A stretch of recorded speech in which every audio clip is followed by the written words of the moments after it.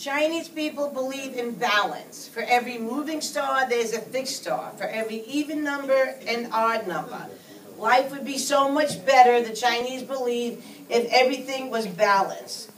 The second belief is that ancestors, your family, the people who came before you, rule the world. If you take care of your ancestors, the way Patricia's daughter is taking care of her, if you take care of your parents and your ancestors, then you will live a life in peace. You will live with your neighbors without corruption. They believe that when a person dies, the body may no longer be here, but they believe that the souls go up to the heavens to dwell with the gods. And a devout Chinese person in ancient history, anyway, would not do anything without first consulting the gods of their ancestors. They would not get married, they wouldn't buy a house, they wouldn't start a farm without consulting ancestors in the gods. You've all been to a Chinese restaurant when you found out if you were a pig or a steak, right? Yeah. I'm going to be giving out the horoscopes. Janisha did them this morning. Those horoscopes are based on the heavenly stars. And among those heavenly stars are our ancestors. That's why they believe in the horoscope. They believe it's so important to rule their life on the horoscope because that's where their ancestors dwell. And on New Year, if you see behind me, there is something called the kitchen god. Every time I go into a Chinese restaurant since I learned this, I notice the kitchen god. Do you know his real name? I forget his Chinese name. But what happens is, and it's kind of, it reminds me of the Jewish holiday of Yom Kippur. Yom Kippur. Where it's a day to think about your life and settle all your debts. Well, in a way, that's what happens. On New Year, a person settles their debts, makes peace with everybody, and before midnight, they take their kitchen god, and most families have maybe a statue of the god, or it could be like this, and they put honey on their lips.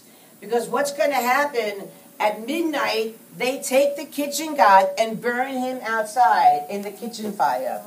And when the kitchen god goes up to heaven, he's going to report things about the family.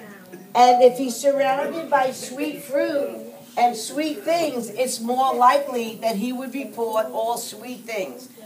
Red, if you look around the room is predominantly red. This red is a very lucky color. And I have red envelopes here. I let Patricia pick the first one. You can open it now if you want, Patricia. The parents generally put money in red envelopes for the children. But today, I put money in envelopes for all of you. Also, there's no day of the week for Chinese. They don't have a day of rest, but they have many, many holidays. What I think I'm going to do, I'm not sure how I'm running on the time. Do you have any clue how I'm running on the time? You know what time it is? 2:30. It's only 3:30. All right. I think there's still a lot more to teach you, but I would like to serve the noodles, wherever they are, In there. before they get too cold. And then I have a lot to teach you afterwards about New Year's and the dragon. Do you ever see on Chinatown that big giant dragon? Yeah. Do you know it's about 100 feet long and it takes over 100 men to walk that dragon down Chinatown? It's a really festive holiday once all the debts have been paid and they're ready to start all over. And again, it really reminds me of Yom Kippur. It's a day to start all over. How am I doing so far, Patricia? Good. Now, Patricia, right here, why don't you turn around and face the camera? Is there anything I'm leaving out about Chinese New Year? No, you didn't. I'm You doing did a good job? Gang Fa Che. Yeah, that's right. Good evening, Say it again. Gang Fa Choi. Happy Right, New Year. I'm done. Happy New Year. I say, right. how do you say bon appetit in Chinese? That I don't know. Well, let's have some Chinese noodles before I continue my lessons. I'm going to put on, I have authentic Chinese music, but if you notice, there's no forks on the table. Yeah, why? Because you're not allowed to eat with forks. Patricia is going to be giving us chopstick lessons. Uh-oh. You hold it with your fingers like this. No fingers, chopsticks. Like this. Okay, you can show.